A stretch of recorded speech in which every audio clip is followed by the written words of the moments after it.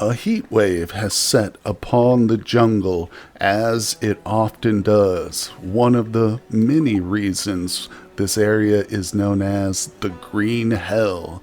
But thanks to the brilliance of Flossie, we have made discoveries in electricity and the advancement of air conditioning. Our temperature control units are queued up and ready for construction. Welcome to the colony, everybody. My name is Ryan, and we are playing RimWorld. This is Blues Return, episode number 7.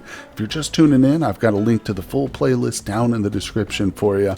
Get yourself all caught up. You can see how we've tamed our 2 elephants, and of course how Blue started with nothing and has ended up with all of this wonderful loot, including 2 new friends. But we've also got a couple of people locked up in our prison, unfortunately. These were previous colonists who just have to be indoctrinated properly into the right ideology. Once that happens, the colony should really start to flourish. But I'm excited to get started today, guys. Once again, thank you for joining me. Hit that like button, subscribe if you're a new viewer, and let's get into the episode.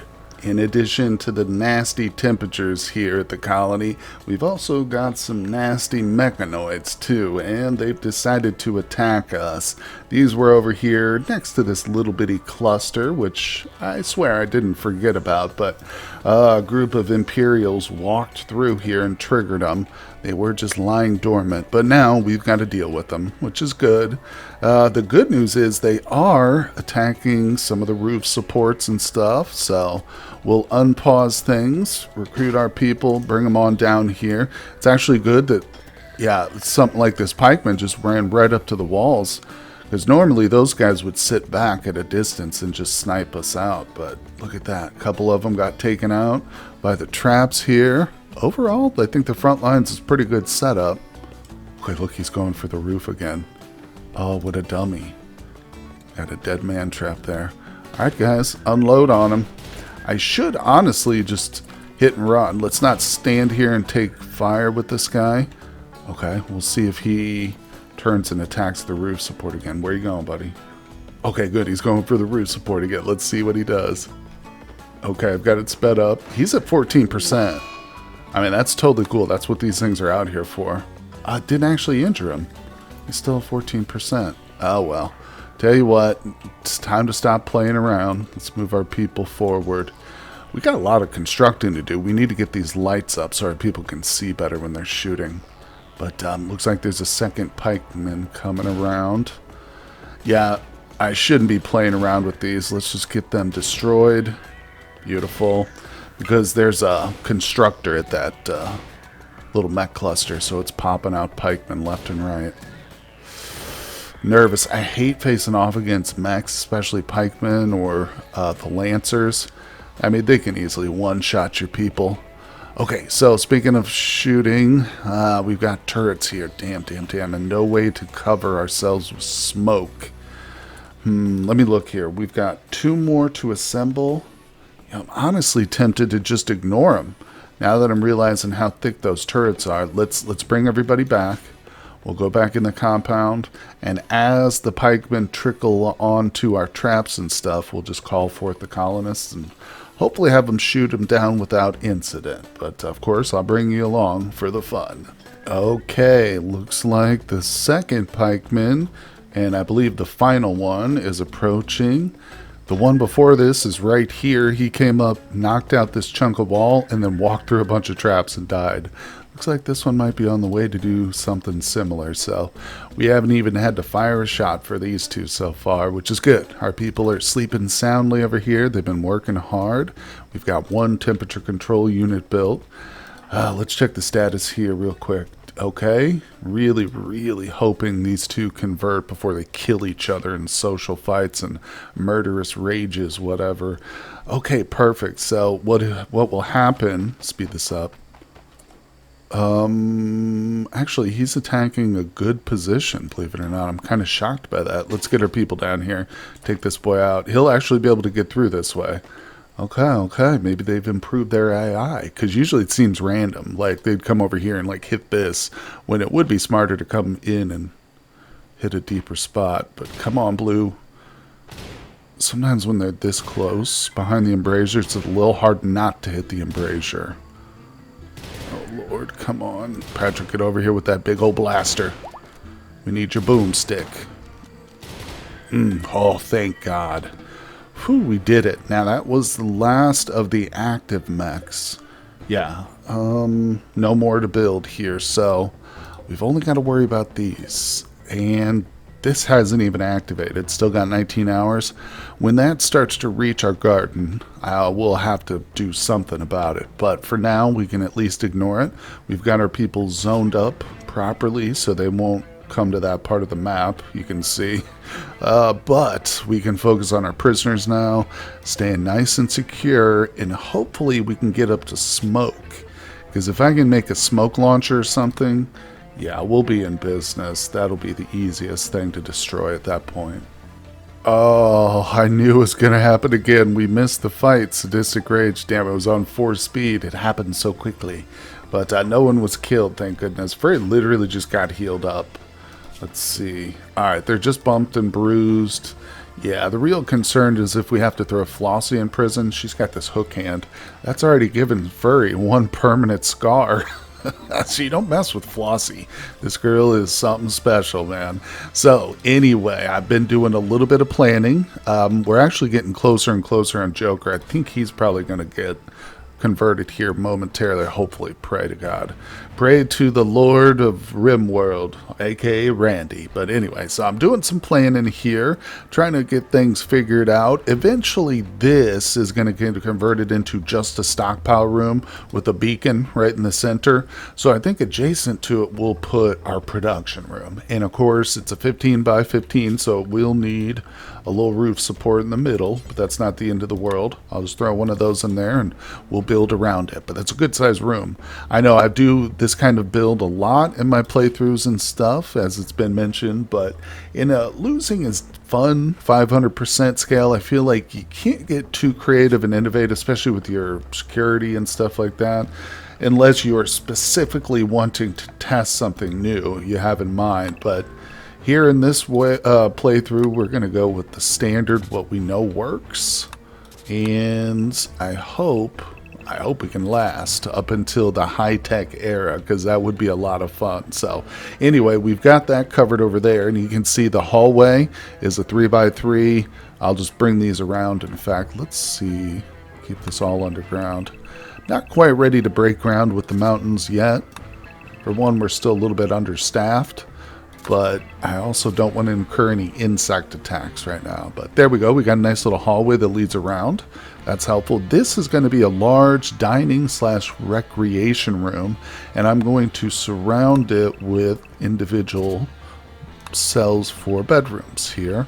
We'll just bring this straight on down. Look at this, beautiful.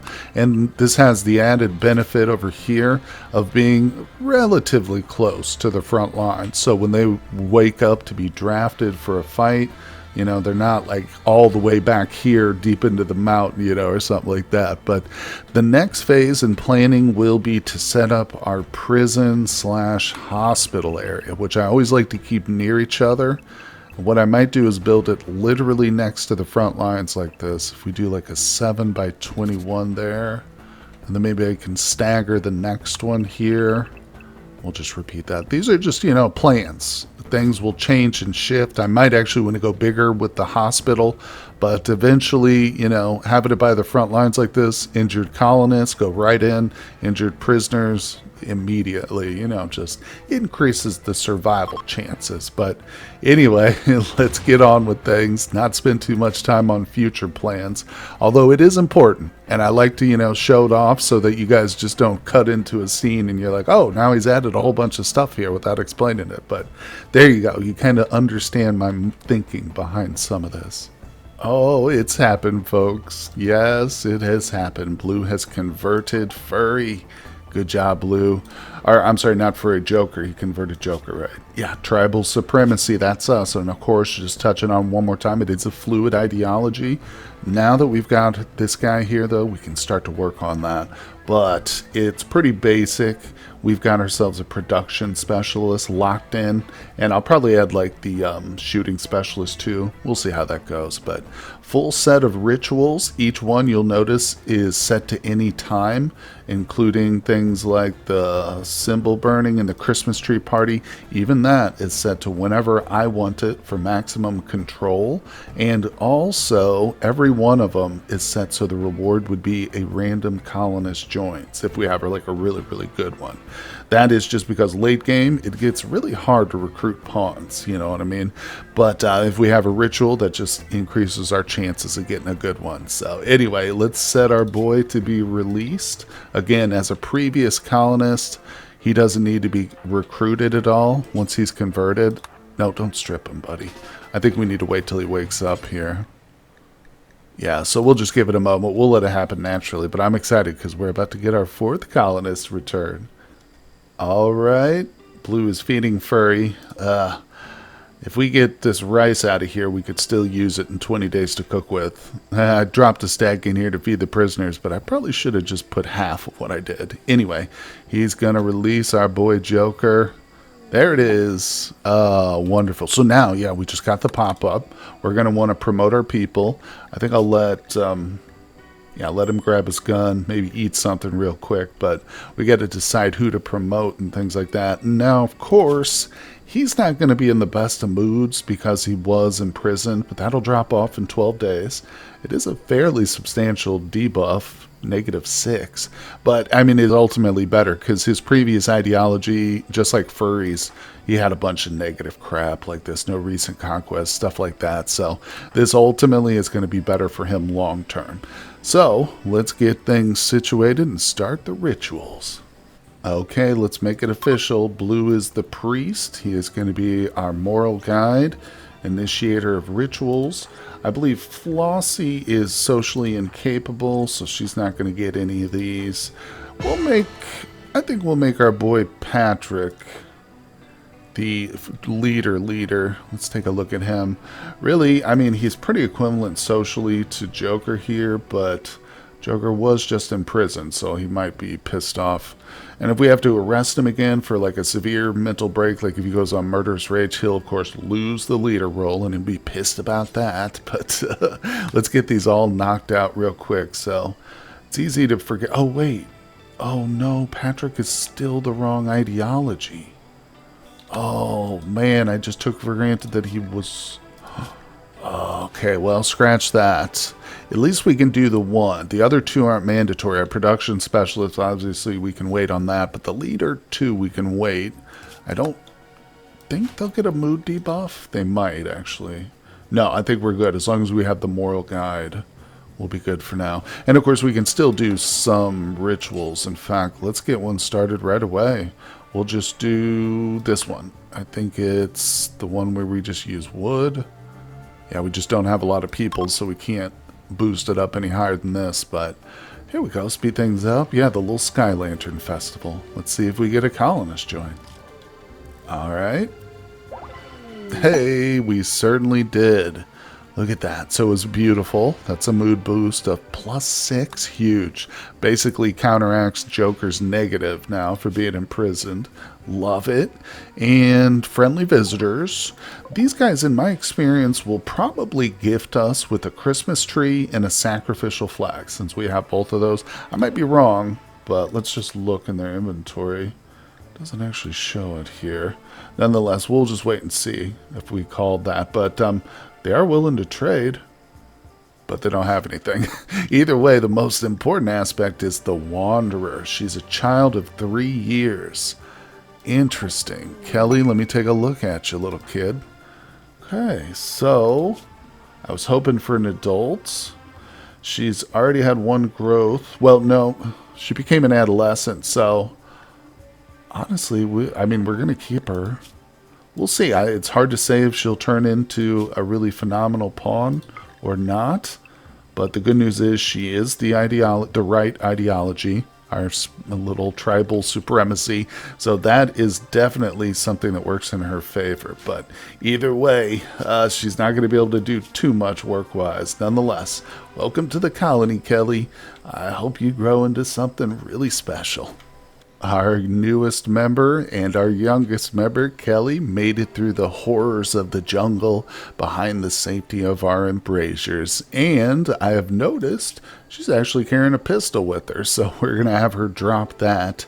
Children, I try and avoid them getting into combat at all costs. They're just, it's not that they can't be good shooters, their bodies just aren't fully developed. I know that sounds weird because it's taken for granted, but it also means they're definitely easier to kill or down too, so they're just not as effective.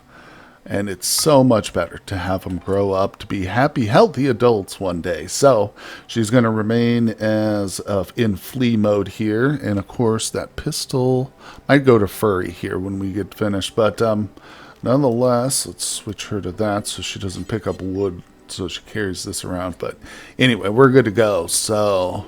oh, she's delivering some. That's good. Good job. Look at that. She's already hard at work. I have set up a nice little spot here inside our barracks for some teaching. I'm going to take a moment or two to get that up and running. We're still working on the front lines, the most important thing. But we can, of course, speed it up to 4, although I'm noticing, dang, we're out of steel right now. Shoot, shoot, shoot. That's going to be a big priority. And I'm really trying to avoid digging deep into the mountains, so... I might have to search around and just look for any easy stuff that's, you know, not right next to the mechanoids and stuff. Here we go. This looks positive. We'll set that. It's going to be a good little trek, but I might just force somebody like Patrick out here. Or no, I think it was Joker. Yeah, he's got the 11 mining. I'll keep an eye on him. I'm going to force him to at least knock out a few squares of this so we can get the, you know, construction back underway again. All right, well, we got a couple of things to check on here real quick. For one, I'll just mention some Thrumbos have just stopped by, and very recently, Furry picked up an inspiration.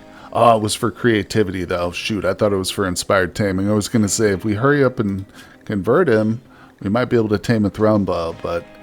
even if he had got the right inspiration, I don't think we would have it in time. So Joker's working on this over here, getting us that steel. But this is another thing. I told you. So they did leave us a couple of ritual devices. That's always helpful. It's one of the little bonus things that's not really mentioned in a successful ritual. But we will definitely set these up. I think we'll bring them inside first.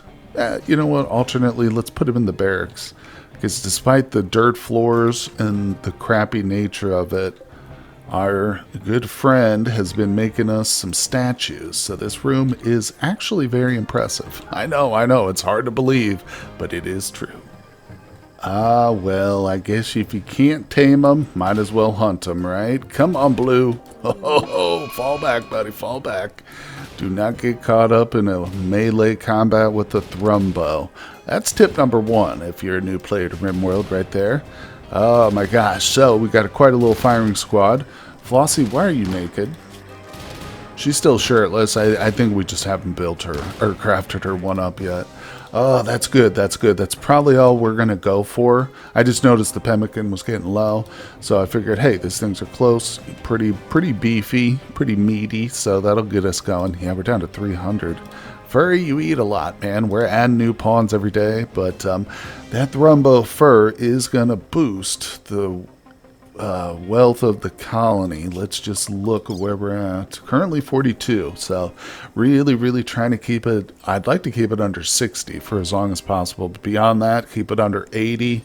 These are all benchmarks when your colonists' moods start to, you know, get more picky and stuff. So that's always important to avoid. And of course, there's the added fact that Randy will hit us with greater and greater raids, more and more dangerous ones as time goes. But that's okay. We've got a delicate balance, and eventually we can start sending off some of our unwanted junk to neighboring factions, make allies who can then help come fight for us.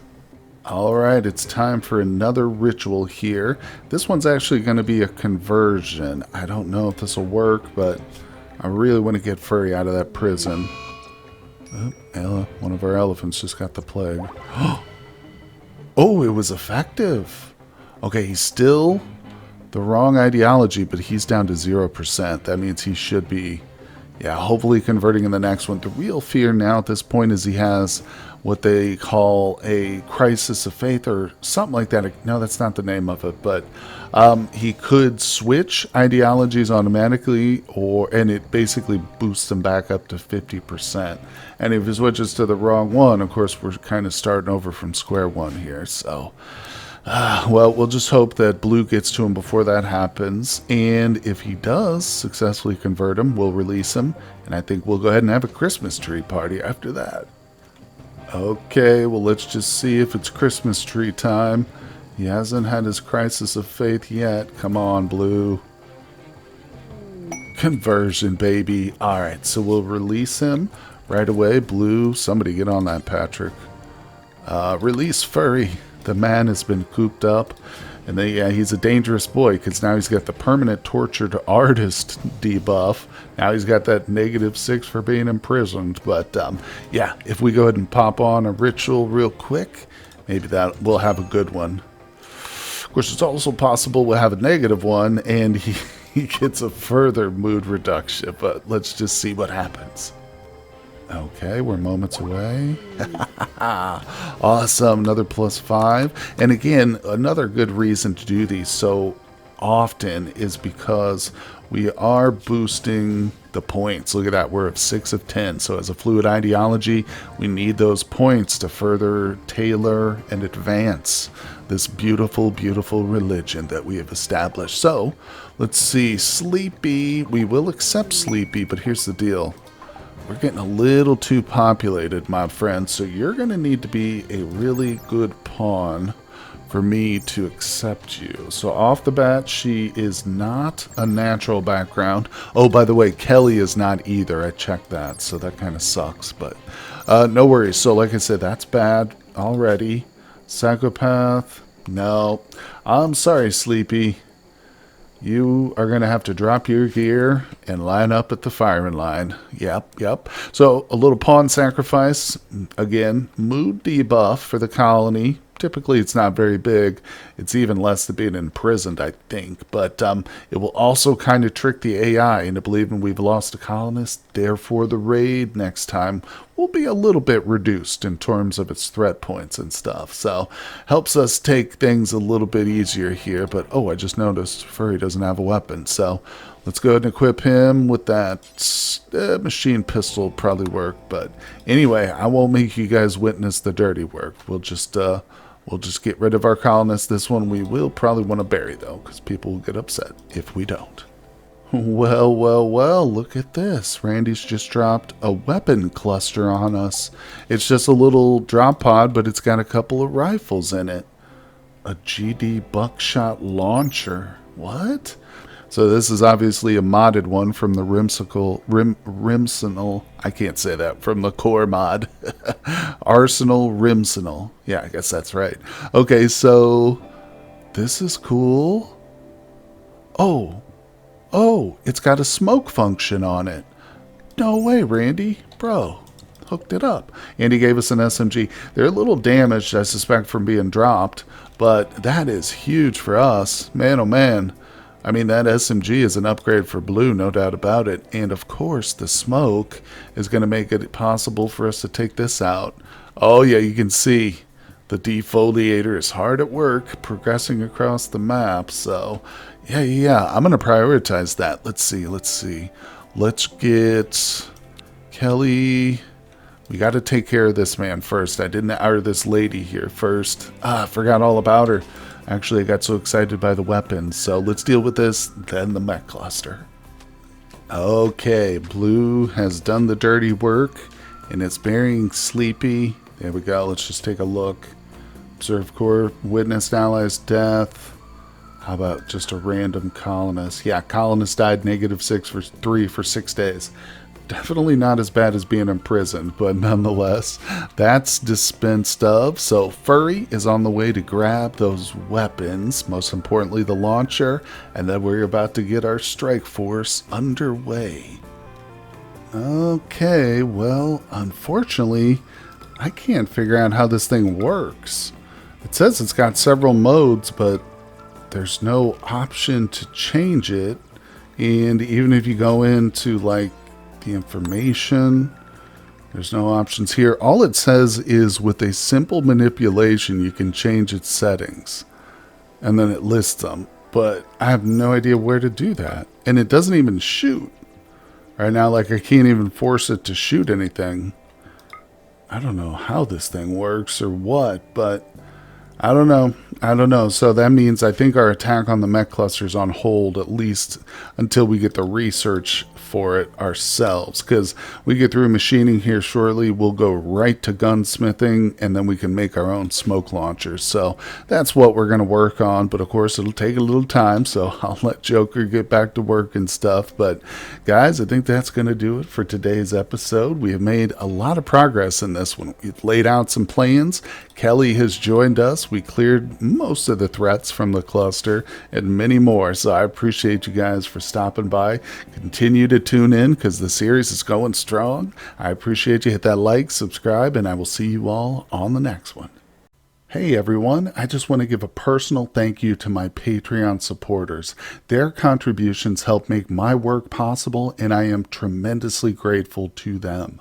I'd also like to extend an invitation to you to help support my work on Patreon as well. Your donations allow me to upgrade my PC and avoid the dreaded hardware despair. It also gives me more time to devote to new projects and create longer content such as live streaming. No matter what you decide, thank you for visiting my channel.